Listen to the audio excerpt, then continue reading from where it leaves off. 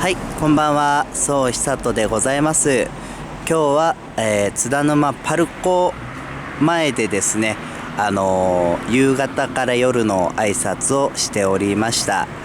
はい、結構夜は冷えて寒かったんですが、なんと若い男の子がお菓子をプレゼントしてくれてですね、嬉しいなと思う次第でございます。